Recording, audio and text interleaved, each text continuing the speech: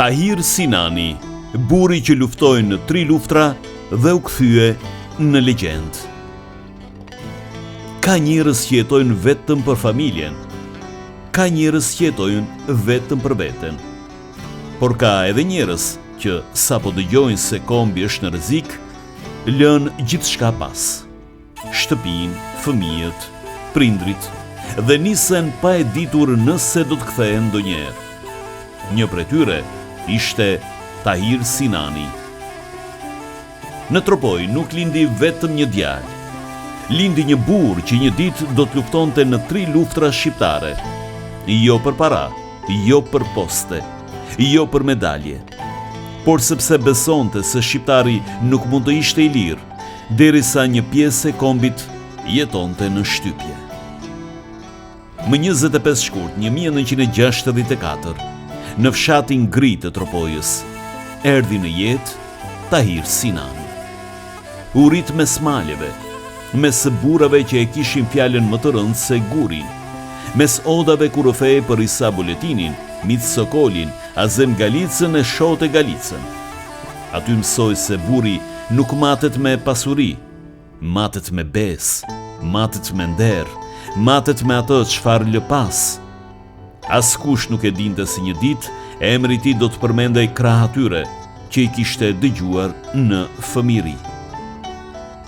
Kur shpërtheu lufta në Kosovë, Tahiri nuk priti ftesë, nuk priti urdhër, nuk priti garanci.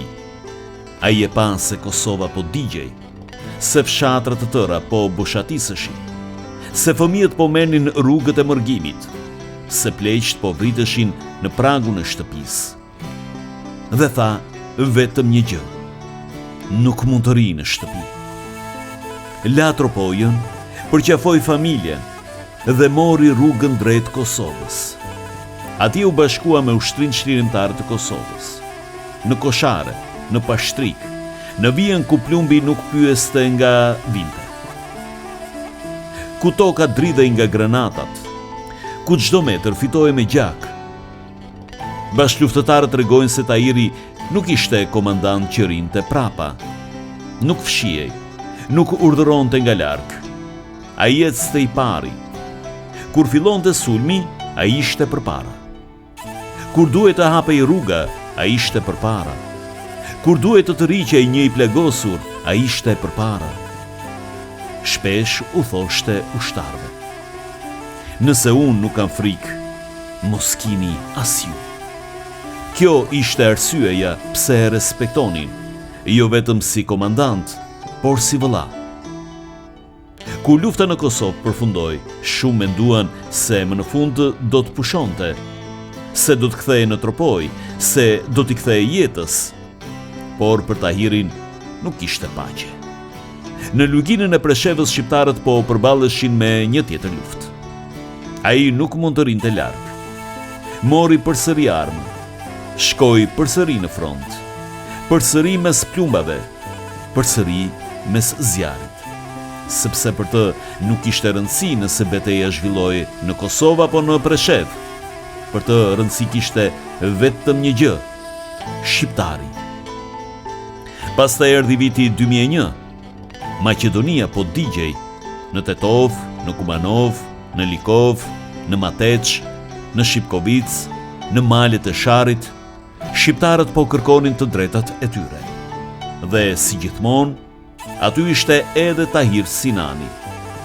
Shumë e pyetën: pse nuk pushon? Ai buzëqeshte, sepse e dinte se liria nuk fitohet duke numëruar ditët. Liria fitohet duke sakrifikuar. Në atë kohë, ai ishte bërë një nga komandantët më të njohur. Emri i tij përmendej me respekt. Edhe armiku e njihte, sepse e dinte se aty ku ishte Tahir Sinani, beteja nuk do t'ishte e lehtë. 29 korrik 2001, malet pranë Gostivarit ishin mbuluar nga tymi. Granatat binin pa pushim. Plumbat çanin ajrin. Lufta kishte arritur kulmin. Në mes të asaj stuje ishte edhe Tahiri. Nuk kishte zgjedhur strehen. Nuk kishte zgjedhur strehen. kishte zgjedhur vijën e parë. Një predh mortaje shpërtheu pranë tij. Pak sekonda dhe gjithçka mori fund. Ra komandanti. Ra burri që kishte kaluar 3 luftra. Ra njeriu që mund ta kishte zgjedhur jetën e qetë, por kishte zgjedhur kombi. Ku lajmi mbriti në tropoj, shumë nuk e besuan. Në Kosovë njerëzit qanin, në Maqedoni qanin, në luginën e Preshevës qanin, sepse nuk kishte rënë vetëm një komandant. Kishte rënë një simbol, një njeri që nuk pyeti kur, çfarë fitoi, por gjithmonë pyeti, çfarë fiton kombi? Sot, kur përmendet emri i Tahir Sinanit, nuk kujtohet vetëm një luftëtar. Kujtohet një njeri që la rehatin për luftën, që la familjen për idealin, që nuk e ndau kur kombin me kufi. Dhe ndoshta kjo është arsyeja pse emri i tij jeton ende. Sepse disa njerëz vdesin vetëm një herë, por jetojnë për gjithmonë në kujtesën e popullit. Kjo është rrëfime të heshtura, aty ku historia tregohet ndryshe.